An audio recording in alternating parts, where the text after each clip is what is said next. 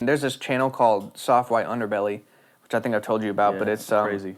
This guy who interviews Creator a bunch Spotlight. of people that would be, yeah, exactly. Well, I mean, he's pretty huge, but I know, but still, Creator Spotlight. yeah, If you haven't heard. yeah. Soft White Underbelly is a YouTube channel where like this photographer who used to work in the ad space, he does interviews with people off of Skid Row, and a lot of them are it'll tell you exactly what they are in the title, but like a lot of them are drug addicts, prostitutes, gang members, ex-gang members, people with gambling addictions, whatever. And I find them really interesting. I can only watch a few at a time because they get really like dark. You know what I'm saying? A lot of these people have a lot of trauma and things of that nature. But one of the things that one of the recent ones that I watched was this guy who went to church. His mom basically changed. His dad used to abuse his family. His mom changed, became Christian, and he was in prison for like 10 years. He gets out, sees that his mom is different, whatever, and one day she needed a ride to church, and he's like, cool, but I'm not trying to like go in.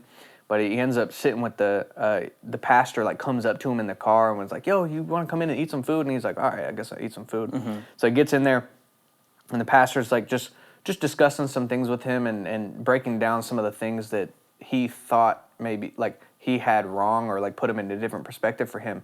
But at the end of that conversation, the pastor said, will you do me a favor? He goes, I want you to call your dad and I want you to apologize to him. And the guy expressed that he was like, oh no, like I'm not doing that. Like that's insane. Like, you know what I mean? Like, why would I apologize to him? He abused me and my mom for so long, whatever. I don't talk to that man. Fuck that guy. You know what I mean?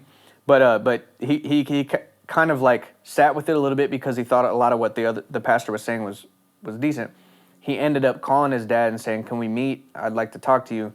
They sit down. He said it's extremely awkward. There's this whole thing, and eventually he just like takes it upon himself to be like, hey, the reason I brought you here is because I wanted to apologize for not living up to my full potential, for not being the best son, you know what I'm saying, for getting into all this stuff. And he said that his dad started crying and said, no, I apologize for all of this, right?